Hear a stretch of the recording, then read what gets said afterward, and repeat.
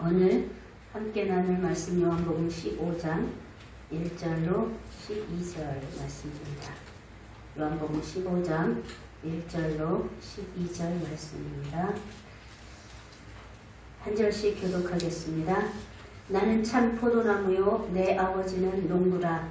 무릇 내게 붙어 있어 열매를 맺지 아니하는 가지는 아버지께서 그것을 제거해 버리시고, 무릇 열매를 맺는 가지는 더 열매를 맺게 하려 하여 그것을 깨끗하게 하시느니라.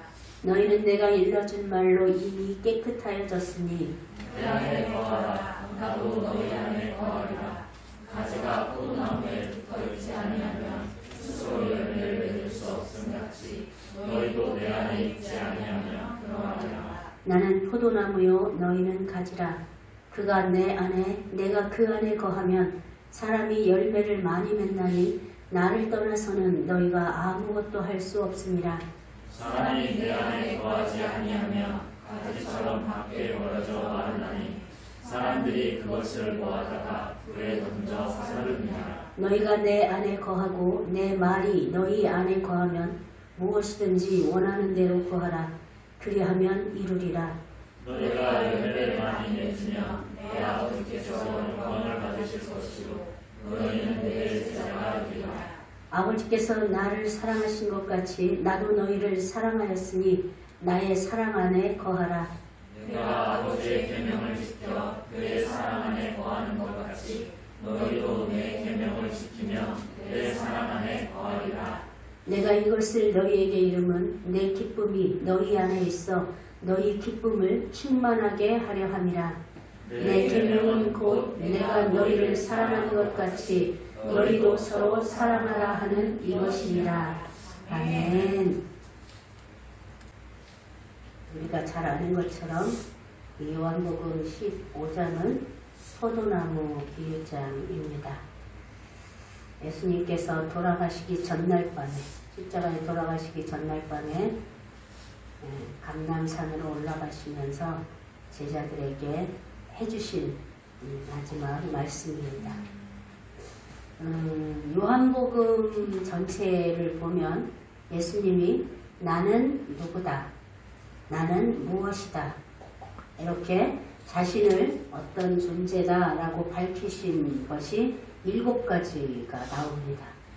우리가 생각나는 대로 한번 얘기해 볼까요? 나는 빛이다. 나는 길이요 진리요 생명이다. 나는 선한 목자다. 또 나는 양의 문이다. 또 나는 부활이요 생명이다. 또 오늘 말씀에 나는 포도나무다. 생명의 떡이다. 그래서 7가지를 말씀하셨는데 그 중에 오늘 본문은 나는 포도나무다. 예수님이 농부와 나무, 가지의 관계를 오늘 비유로 말씀하시면서 하나님은 농부시고 예수님 자신은 포도나무고 성도인 그리스도인들은 그 포도나무의 가지다, 이렇게 비유하시는 거예요. 여러분이 시골에 안 살아본 사람들은 잘 모르겠지만 관심 있는 사람들은 거리에 다니다가 거리에 있는 가로수들의 가지를 치는 것을 본 적이 있을 거예요. 근데 그게 언제일까요? 계절 중에? 응? 언제 가지치기를 할까요? 싹이 나기 전. 그러니까 늦어도 3월 아니면 2월. 이때 가지치기를 해요. 그 가지치기를 왜 하는 것 같아요? 그냥 두면 더 나무가 막 무성할 텐데 왜 가지치기를 해주지? 그렇죠. 영양분이 쓸데없는 가지에까지 가면 진짜 있어야 할 가지가 영양분을 빼앗기잖아. 우리가 사과나무를 한번 생각해봐요. 사과나무에 가지치기를 한다면 어떤 가지를 두고 어떤 가지는 쳐내겠어요? 주인이 볼 때, 농부가 볼 때 열매를 많이 맺을 것 같은 가지는 남겨두고 그렇지 않을 것까지는 쳐서 불에 뗀단 말이에요. 불쏘시개로 쓴단 말이에요. 근데 오늘 예수님이 그렇게 비유하고 있는 거예요. 지금 하나님은 농부, 예수님은 나무, 우리는 가지. 하나님이 예수님이라는 나무를 이 세상 한가운데에 심으셨어요. 그리고 우리를 그 나무의 가지로 붙이셨어요. 그러면 나무와 가지의 관계가 견고한지 그렇지 않은지, 그 가지가 나무에 견고하게 붙어 있는지 그렇지 않은지는 뭘 보면 알 수 있을까요? 뭘 보면 알 수 있을까요? 열매를 보면 알 수 있어. 열매가 풍성히 맺혔다면 그 가지는 그 나무에 잘 붙어 있었던 거야. 자, 가지가 나무에 붙어 있다는 건 다른 말로 하면 나무에서 진액을 잘 뽑아 마셨다는 얘기예요. 나무에 있는 진액을 열심히 뽑아 먹었다는 얘기예요. 그래서 가지가 건강해졌다는 거예요. 그래서 나무와 가지가 견고하게 붙어 있다는 뜻이에요. 그거는 열매를 보면 알아요. 똑같은 사과나무를 심지만 어떤 사과나무에는 더 많이 맺히고, 어떤 가지에는 더 많이 맺히고, 어떤 가지는 덜 맺히고, 또 어떤 가지에 있는 건 똑같은 종자를 심었지만 더 맛도 있어. 더 달아. 근데 어떤 나무 건 또 그렇지 않아. 물론 빛에 따라서 달라질 수도 있지만, 그것은 급조량에 따라 달라질 수도 있지만, 어쨌든 그렇단 말이에요. 그러니까 열매를 많이 맺는 성도는 예수님이라는 나무에 견고하게 붙어있는 성도라는 뜻이고, 열매를 맺지 못하는 성도는 예수님이라는 나무에 견고하게 붙어있지 못한 거예요. 맨날 달랑달랑 이런 상태라는 얘기예요. 가지가 다 붙어있어야 하는데 떨어질 듯 말 듯 이러고 있으면 열매를 맺기가 어렵다는 거예요. 그럼 하나님과 예수님과 견고한 관계가 되지 못해서 열매를 많이 못 맺는 성도란 어떤 성도를 이야기할까요? 지금 2주째, 3주째 계속 설교한 내용에 비추자면 어떤 성도를 얘기할까요? 어떤 옷을 입은 성도? 세상의 옷을 입은 성도. 세상의 옷을 입은 성도는 하나님이 원하시는 열매를 맺을 수가 없어요. 그 세상의 옷을 입은 사람, 세상에 속한 사람은 어떤 사람이라고 했어요? 더러운 말. 더러운 말은 뭐라 그랬어요? 비방하는 거, 욕하는 거, 그런 말들을 늘 일삼고 사는 사람. 또 늘 짜증내고 분노하고 시기하고 질투하고 사는 사람을 품지 못하는 사람. 악의를 가지고 있는 사람. 무슨 일을 도모해도 악의를 가지고 도모하는 사람. 이런 사람이 세상에 속한 사람. 세상의 옷을 입은 사람. 이런 사람은 나무에, 예수님이라는 나무에 견고하게 붙은 사람이에요? 그렇지 않은 사람.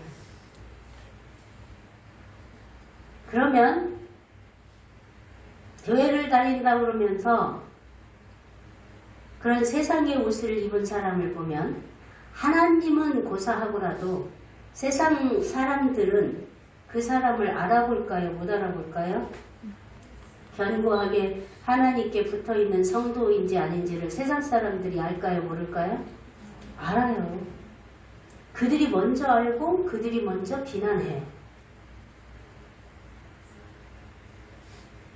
왜 사람들이 예수님을 믿으면 스스로 술, 담배를 끊으려고 애를 쓸까요?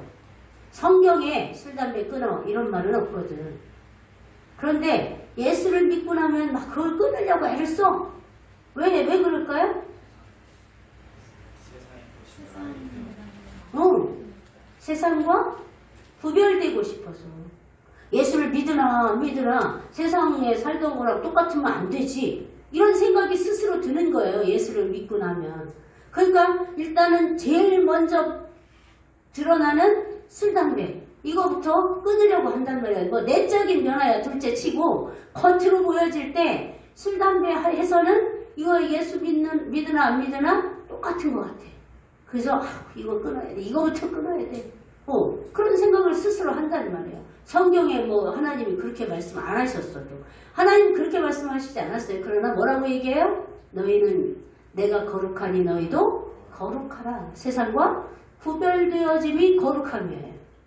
그렇기 때문에 그러려고 애쓴단 말이에요. 그런데 그렇지 않은 여전히 세상의 옷을 입고 살아가면 세상은 그를 비난할 거란 말이에요. 그러면 그렇게 비난받는 사람이 하나님이 원하시는 열매를 많이 맺을 수 있어요? 없어요.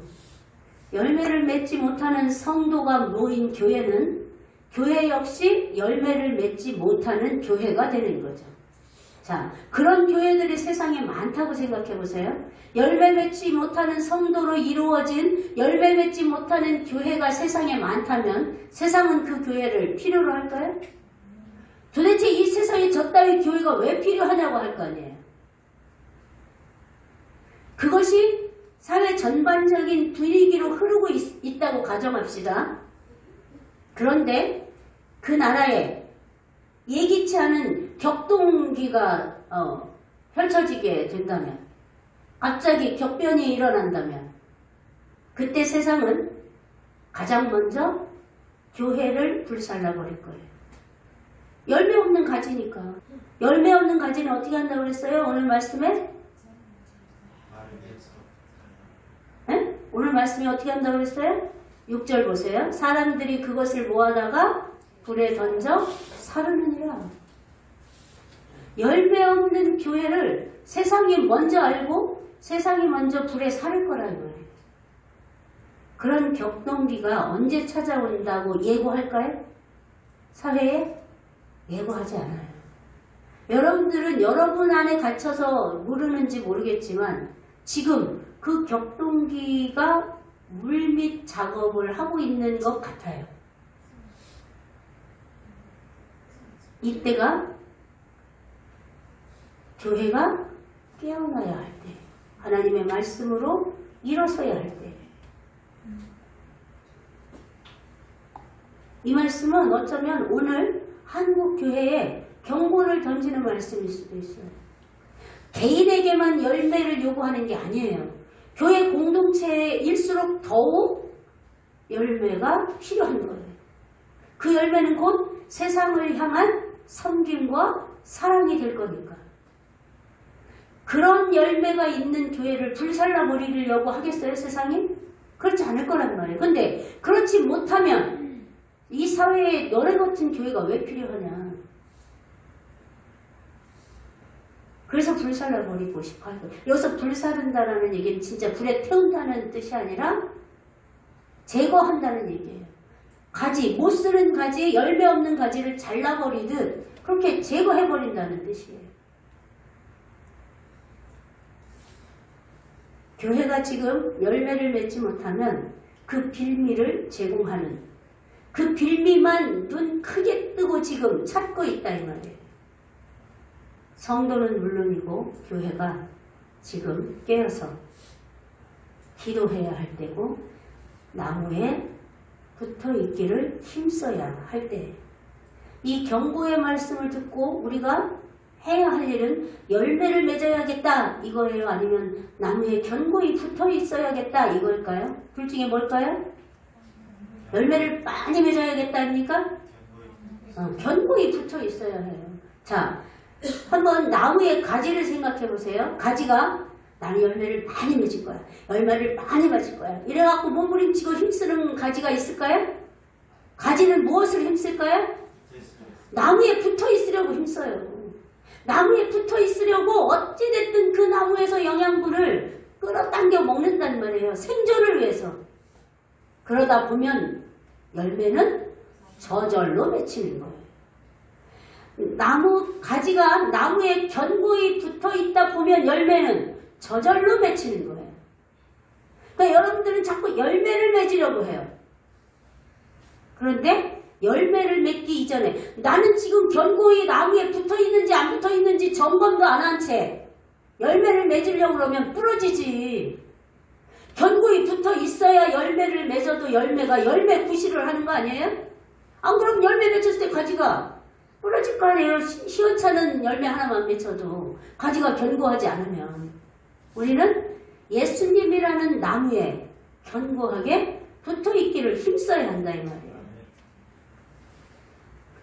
그렇기 때문에 예수님은 오늘 십자가에 죽으시기 전날 밤에 제자들에게 너희가 나에게 붙어있어야 해. 나를 떠나서는 너희가 아무것도 할 수 없어. 가지처럼 밖에 버려지게 되고 쓸모없는 가지처럼 세상이 너희를 불살라버릴 거야. 그러니까 나한테 꼭 붙어있어. 이 얘기 하시고 있는 거예요. 그리고 예수님이 다음날 돌아가셨어요. 제자들은 어떻게 했어요? 예수님께 붙어있었습니까? 아니면 도망갔습니까?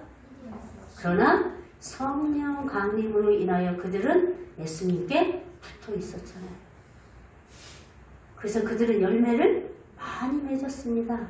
여기 있는 우리 모두도 그들의 열매예요. 그렇잖아요? 그들의 열매예요. 그 제자들의 열매예요. 우리도 또 그렇게 열매를 맺어가는 사람들이 되라 이 말이에요. 예수님.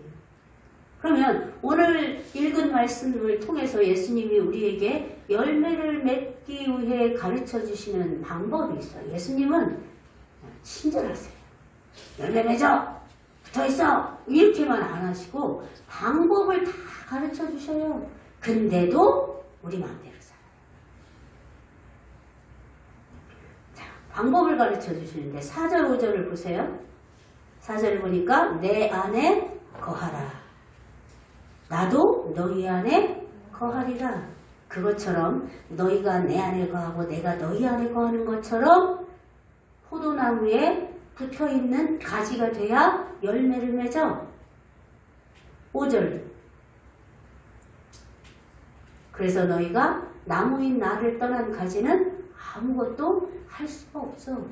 제자들이 예수님께 붙어 있었기 때문에 이 많은 열매를 후세에 맺고 있는 거잖아요. 당시에만 열매를 맺은 게 아니라 그 열매가 또 다른 열매를 또 다른 열매를 그래서 오늘 우리까지 그들의 열매가 되게 한 것처럼 예수님 안에 거할 때 또 예수님의 말씀이 내 안에 거할 때 7절 보세요. 너희가 내 안에 거하고 그 다음에 내 말이 너희 안에 거하면 무엇이든지 원하는 대로 구하라. 그러면 이루리라. 그냥 우리는 뭐만 딱 떠올려요? 무엇이든지 구하라. 그리하면 이루리라 해놓고 왜 응답을 안 하세요? 그럼 불평해요. 전제조건이 있잖아요. 내 말이 하나님의 말씀이 진리의 말씀이 내 안에 거하면 그러면 무엇이든지 구하라. 그러면 이루어지게 될 거다 이 말이에요. 그럼 예수님 말씀이 하나님의 말씀이 내 안에 거할 때 즉 그 말씀이 나의 삶의 영양분이 될 때 그때는 내가 원하는 거가 하나님이 원하는 거가 될 수 있거든. 그러니까 당연히 이루는 거야. 하나님의 뜻대로 구하는 기도는 땅에 떨어지는 게 하나도 없다고 그랬거든요. 이루어지지 않은 게 없다고 그랬어요. 그럼 우리가 지금 이루어지지 않는 이유는 우리가 구했어도 이루어지지 않는 이유는 두 가지일 거예요. 하나는 때가 안 된 거. 하나는 하나님의 뜻대로 구한 기도가 아니라 내가 원하는 거, 내가 바라는 거, 내 뜻대로 구한 기도 이거나 둘 중에 하나일 거예요. 항상 이 전제의 조건이 있는 걸 기억하셔야 돼요. 내 말이 너희 안에 거하면 그러면 그때 너희가 무엇든지 구해. 그럼 내가 그걸 이룰게. 내 귀에 들리는 대로 내가 시행하리라 그러셨잖아요. 요한복음 8장 31절로 32절에 봐도 똑같은 말씀이 있어요. 거기 보면 진리를 알지니 진리가 너희를 자유케 하리라 그랬어요. 근데 그 말씀 전에 전제 조건이 내 말이 너희 안에 거하면이라고 기록되어 있어요. 8장을 읽어보겠습니다. 그러니까 우리가 진리로 말미암아 자유를 얻는 것도 전제 조건이 예수님의 말씀이 내 삶이 될 때 내가 열매를 많이 맺는 무엇이든지 구하면 응답받는 전제 조건도 예수님의 말씀이 내 삶이 될 때 예수님의 말씀이 내 안에 거한다는 게 무슨 뜻이겠어요? 우리가 예수님의 말씀을 매일 읽어요. 근데 그 읽는 말씀 중에 한 절만, 하루에 한 절만 내 마음에 거하여도 그 말씀으로 기도하고 그 말씀으로 살고 그 말씀에 비추어 그 말씀을 기준으로 내 삶을 조절할 수 있다 이 말이에요. 근데 그 기억이 안 돼요. 그렇게 읽고 들어도 여기에 하나도 남지 않아요. 그러면 말씀이 내 안에 거한 게 아니에요. 말씀이 내 삶이 될 수가 없는 거예요. 근데 그 말씀이 내 삶이 되면 그러면 우리는 자유케 되고 열매를 맺게 되고 무엇이든지 구하는 대로 이름을 받는 자가 될 수 있다 이 말이에요. 하나님은 사랑이야. 성경에 그렇게 써 있어요. 말씀에. 하나님은 사랑이야. 하나님은 너희를 용서하시되 7번씩 70번이라도 그러니까 너희가 하나님께 붙어있는 한 무조건 용서하시오. 이 얘기예요. 하나님께 붙어있는 한 무조건 용서하신다는 얘기예요. 우리가 돌이킬 때마다. 그게 성경에 있는 말이에요. 내 말이 아니에요. 자, 그 말이 내 안에 거한다면 내가 마음 놓고 죄를 지을까요? 죄를 지을 때마다 하나님께 돌이킬까요? 마음 놓고 죄를 지을까요? 아이, 무조건 용서하신다고 그랬어. 근데 전제가 뭐예요? 주님의 말씀이 내 안에 거하여야지. 주님은 사랑이시라고 했어. 주님은 용서의 하나님이야. 그 용서를 위해서 십자가에 죽으셨어. 그분 앞에 내가 마음대로 죄를 지을 순 없지. 이 마음이 생긴다 이 말이에요. 그 말씀이 내 안에 거하면. 또 너희가 생각하는 것이나 구하는 것보다 그분은 능히 더 넘치게 너희에게 주시는 분이야. 에베소서의 지난주인가 지지난주에 우리 읽었어요. 그 말씀이 내 마음에 있다면 불안할 때마다 염려가 될 때마다 우리는 이 말씀을 생각할 수 있어요. 나는 지금 이런 문제로 두렵지만 나는 지금 이런 생각 때문에 복잡하지만 주님은 내가 생각하는 것과 내가 주님 앞에 기도하는 것보다 능히 더 넘치게 더 완전하게 이루시는 하나님이심을 내가 믿고 나의 이 생각을 주님께 맡깁니다. 나의 이 불안을 주님께 드립니다. 그게 내 삶이 되는 거 아니에요? 말씀이? 그게 말씀이 거하는 거예요. 그러면 열매를 많이 맺게 돼. 그러면 자유를 얻게 돼. 왜? 무엇으로부터 자유를 얻을 것 같아요? 불안으로부터, 두려움으로부터, 분노로부터, 짜증으로부터, 이기심으로부터, 쓸데없는 생각으로부터 자유를 얻는다 이 말이에요. 거기서 자유를 얻으면 우리는 어떤 상태가 되겠어요? 평안의 상태가 되겠죠. 그게 예수님께로부터 오는 평안이에요. 말씀이 거하면 그런 삶이. 말씀이 거하는 삶이 우리에게 주는 열매는 자유와 평안인 거예요. 그래서 내 두려움보다 주님이 더 가까이 계시다고요. 왜? 주님은 나와 지금 내 안에 함께 머물러 계시니까. 내 말이 너희 입에서 뭐냐? 아니, 너희 말보다 내가 너에게 더 가까이 있어. 이사야서에 보면 그런 말씀이 있단 말이야. 내 말이 뭐 저 건너 바다에 있어서 먼 것 같으냐? 아니야. 내 말은 네 안에 있어. 우리는 너무 멀리 줘. 그 말씀을. 너무 거룩해가지고 거룩하지 못한 내 안에 주님의 말씀을 틀 수가 없습니다. 마치 그런 사람처럼 말씀을 멀리에다 어디다가 성경책에다가 모셔놓고 나는 자꾸 내 감정, 내 기분, 내 생각, 내 불안, 내 두려움 이걸로 살아가려고 한단 말이에요. 아니에요. 내가 생각하는 거나 구하는 것보다 하나님은 늘 더 완전하게 채우시고 이루시는 분이세요. 그러니까 오죽하면 그랬어요. 너희는 먼저 그의 나라와 의의를 구하라. 그러면 너희가 뭘 마실까, 무엇을 입을까, 무엇을 먹을까 염려하는 그 모든 것을 내가 더하여 줄 거야. 근데 그걸 어느 정도로 더해 줄 거냐, 채워줄 거냐면 공중에 날아다니는 새들이 자기가 일해서 자기 논에 자기 밭에 일해서 먹고 사냐? 날아다니면서 먹잖아. 먹을 것이 있잖아. 그래서 새들이 굶어 죽지 않잖아. 굶어서 날아가다가 굶어갖고 죽어갖고 뚝 떨어진 새 봤어요? 그렇잖아. 그것처럼 너희도 그렇게 자연스럽게 너희가 염려 이런 거 하나도 안 해도 하나님이 더 해줄 거야.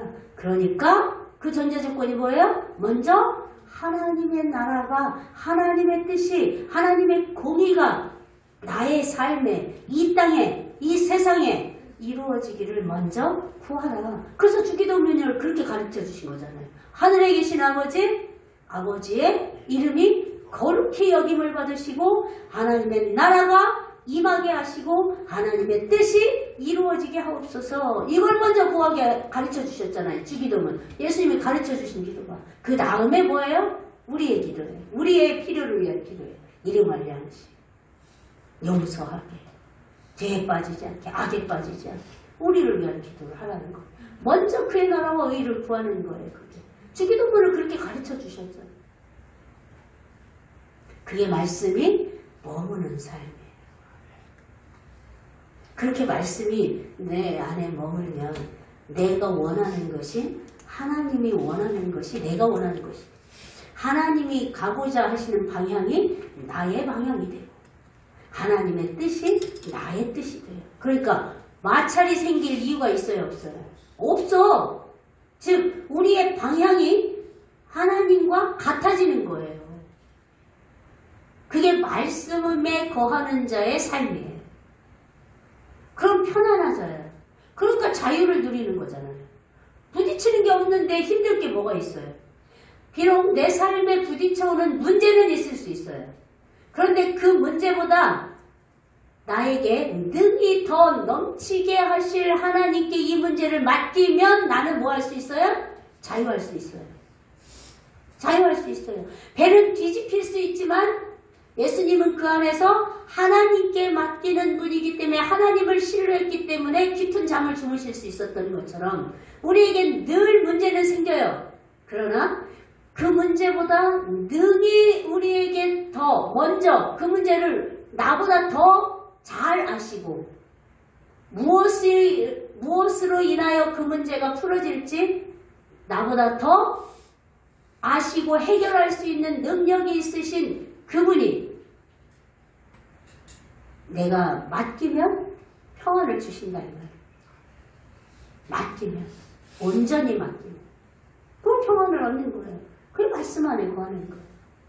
그래서 그분의 성품이 나의 성품이 되는 거예요. 그분의 가치가 나의 가치가 되는 거예요. 그러니까 그분 안에 말씀에 들어가면 들어갈수록 즉 말씀에 얽매이면 얽매일수록 속박되면 속박될수록 우리의 자유와 평안은 커지는 거예요. 그게 속박된 자유예요. 나는 그 말씀을 사용하는 걸 들은 적이 없었을 때 내가 이걸 깨닫고 주님 앞에 이 기도를 하면서 깜짝 놀랐어요. 내 입에서 속박된 자유인이 되기를 원합니다. 이 기도를 하는데 주님께 더 속박되고 속박되어 더 큰 자유를 얻기 원합니다. 이 기도를 할 때 깜짝 놀랐었어요. 난 그 말을 들어본 적이 없었어. 그때까지. 근데 그 후에 들어봤어요. 어떤 목사님의 설교에서. 야, 이분이 내가 받은 은혜를 같이 받은 분이네. 말씀에 매이면 매일수록 자유와 평안이 커지는 거예요. 근데 우리는 자꾸만 말씀에 매이면 내가 하고 싶은 걸 못해. 이렇게 생각을 하는 거예요. 그렇잖아요. 하나님의 뜻과 내 뜻이 같아지면 마찰이 생기지 않는다니까. 난 이건 안 하고 싶은데 이거는 하나님의 뜻과 내 뜻이 다르기 때문에 일어나는 마찰이란 말이에요. 근데 내 뜻이 하나님께 맞춰지면 전혀 그렇지. 이게 사랑이지. 이게 섬김이지. 그래 이렇게 구제하며 살아야지. 그래야 용서해야지. 이게 되어지니까 하나님과 뜻이 같아지잖아. 뭐가 힘들 게 있어요. 오히려 더 기쁨이 커지고 더 감사가 커질 수밖에 없는 거지. 이것이 바로 주님이 가르쳐 주시는 열매 맺는 첫 번째 방법이에요. 예수님의 말씀이 내 안에 거하는 것. 두 번째는 나의 사랑 안에 거하라. 9절 10절에 보면 아버지께서 나를 사랑하신 것 같이 나도 너희를 사랑하였으니 나의 사랑 안에 거하라. 자, 하나님은 친절하시다고 그랬죠. 하나님의 사랑 안에 거하는 방법이 뭐냐? 10절. 내가 아버지의 계명을 지켜 그의 사랑 안에 거하는 것 같이 너희도 내 계명을 지키면 내 사랑 안에 거하는 거다. 내가 너희에게 한 말 모두는 내가 하고 싶은 말을 한 게 아니라 하나님이 내게 주신 말씀을 너희에게 한 거야. 너희에게 한 말 중에 내 말이 없어. 하나님이 원하시고 하나님이 주신 말씀만 너희에게 한 거야. 내가 병자를 고쳤어. 내가 죽은 자를 살렸어. 이것 또한 하나님이 원하시는 걸 한 것뿐이야. 그렇게 나는 하나님의 계명을 지켰어. 그래서 나는 하나님의 사랑 안에 있어. 그러니까 너희도 하나님의 계명을 내가 너희에게 가르쳐줬잖아. 그걸 지키면 내 사랑 안에 거하는 거야. 이걸 가르쳐주고 있는 거야. 그러니까 하나님의 사랑 안에 거하는 방법은 하나님의 계명을 지키는 거예요. 하나님의 말씀을 지키는 거예요. 그 오늘 우리 찬양이 다 이 내용이었잖아.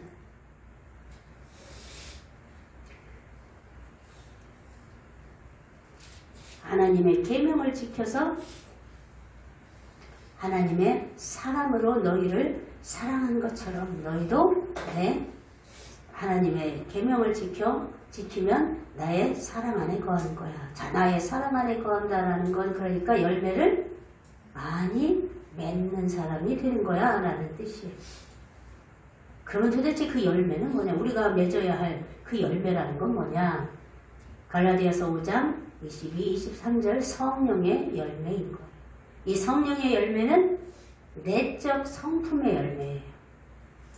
겉으로 맺어지는 게 아니라 내면에서 맺어지는 거예요.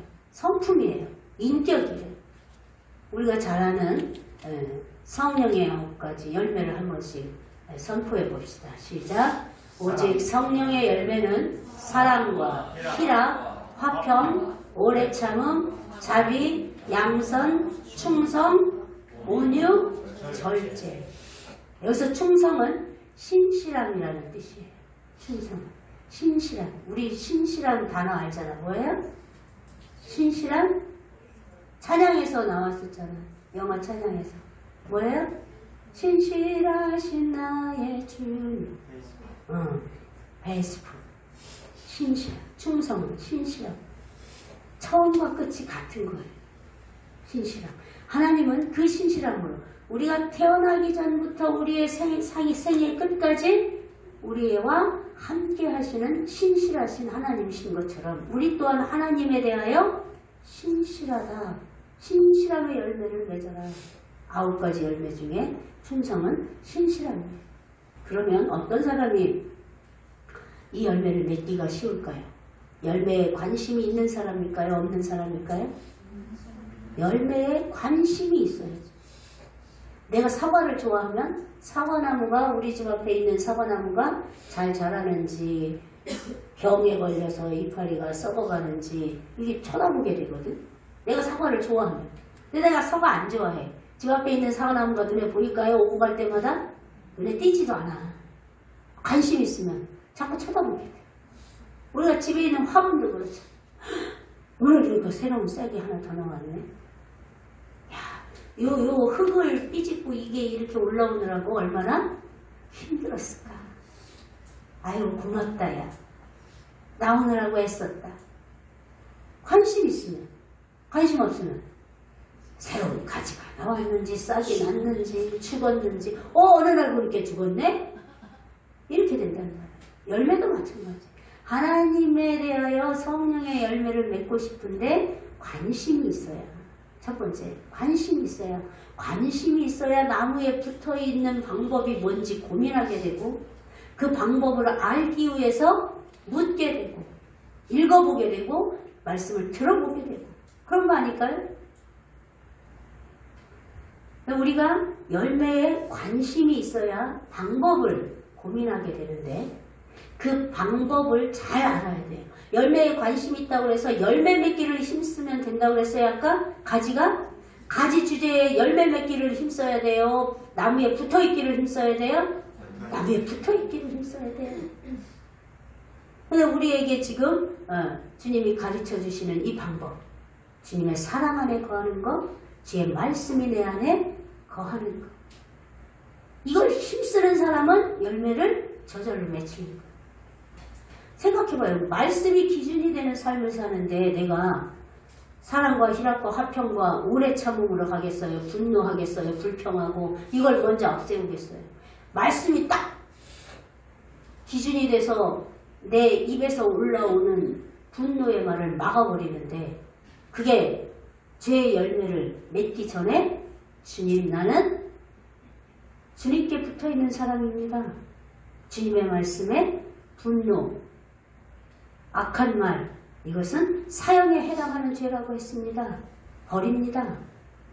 말씀이 여기 머물러 있으면 그게 가능하다 이 말이에요. 나무에 붙어있는 건 말씀이 내 안에 머물러서 내 삶이 되는, 내 삶의 말씀이 능력이 되는 거예요. 그렇게 말씀을 하나하나 지키는 것이 곧 하나님의 계명을 지키는 거고 하나님의 사랑 안에 거하는 거예요. 그게 열매를 맺는 방법인 거예요. 주님의 말씀이 내 안에 거하는 삶. 근데 우리 안에는 주님의 말씀보다 부정적인 것들이 너무 많아요. 그죠? 말씀에 반하는 것들이 너무 많아요. 열매에 관심이 있으면 내 안에 버려야 할 가지가 뭔지 보이게 돼요. 아, 이 고집이라는 가지를 버려야 되겠구나. 이거를 우리는 그동안 자아라고 배워왔어요. 아, 이거 고집이라는 자아를 버려야겠네. 아, 이 짜증이라는 자아를 버려야겠네. 이 거짓말이라는 자아를 버려야겠네. 이 썩은 쓰레기 같은 생각의 자아를 버려야겠네. 열매에 관심이 있으면 자아가 보여요. 버려야 할 가지, 내가 잘라버려야 할 가지가 보여요. 그럼 그 가지들을 주님 앞에 드려요. 그럼 농부이신 하나님이 그 가지를 잘라주셔서 내 안에 성령의 열매, 그 성품이 자리하게 하신다 이 말이에요. 그렇게 주님의 말씀이 우리 안에 머문다는 건 하나님의 기쁨이 우리 안에 충만하다는 얘기예요. 기쁨으로 충만한데 사랑하지 않겠어요? 기쁨으로 충만한데 오래 참아줄 수 있지 않겠어요? 기쁨으로 충만하면 넘어가 줄 수도 있지 않겠어요? 그 사람이 나한테 뭔가 실수하고 잘못을 해도 나한테 좀 섭섭하게 해도 근데 내 안에 부정적인 것들로 가득 차 있으면 이만큼만 섭섭하게 해도 생각을 부풀려가지고 이만큼 섭섭해. 그래서 생각할수록 괘씸하네 이렇게. 할수록 괘씸이 커지는 거예요. 근데 내 안에 말씀이 하나님의 기쁨으로 충만하여져 있으면 주님의 말씀으로 충만하여져 있으면 그 사람이 그렇게 살겠다는데 뭐 내가 고치겠어. 아유 저 사람이 나한테만 그런 거 아니고 다른 사람한테도 왜 저러고 살아서 욕먹는 거고 뭐 굳이 그걸 내가 괜히 열등감 가지고 나한테만 저러나 나를 우습게 봐서 그러나 아유 그 쓰레기 같은 생각 내가 할 게 아니야. 주님 나는 주님의 자녀입니다. 보호할 수가 있단 말이에요. 내 마음을 지킬 수가 있단 말이에요. 뭐로부터? 죄악으로부터, 열등감으로부터. 그리고 쓰레기 같은 말로부터, 상대방의 말로부터 나를 지킬 수 있다는 말이에요. 우리가 음식을 먹으면 그건 우리 몸에 좋은 영향을 줘요? 아니면 우리의 건강한 몸이 돼요? 뭐가 돼요? 영향만 줄까요? 건강한 몸이 돼요. 우리가 먹는 게 우리의 몸이 돼요. 우리가 보고 듣는 건 뭐가 될까요? 그러면 우리의 마음이 돼요. 우리가 무엇을 보고 무엇을 듣는가는 우리의 마음이 되는 거예요. 마음에 영향을 주는 정도를 넘어서서 생각해봐요. 부정적인 것만 계속 듣고 접하다 보면 내 마음이 부정적인 사람이 돼요. 그러니까 결국 뭐예요? 보고 들은 게 내 마음이 된 거예요. 그런데 하나님의 말씀을 계속 보고 들어요. 내 마음이 하나님의 마음이 되는 거예요. 그렇잖아요. 아, 내가 뭘 들어야 되지? 뭘 버려야 되지? 이걸 생각할 일이 아니라 하나님의 말씀을 읽고 들으면 내 마음이 하나님의 마음이 되는 거예요. 세상의 모든 것들에 더 귀 기울이고 그것을 보기를 즐거워하면 그게 내 마음이 되는 거예요. 우리는 하나님의 말씀이 마음에 머물러 있기를 갈망하는, 즉 예수님이라는 나무에 견고히 붙어 있기를 갈망하는 그런 하나님의 열매를 맺을 수 있는 가지들이 될 수 있기를 원합니다. 그래서 말씀을 의지하여 기도하고 말씀으로 찬양하고 말씀을 삶에 적용하고 그래서 매일매일 풍성한 열매를 맺어가는 우리 모두가 되기를 주님의 이름으로 축복합니다. 아멘.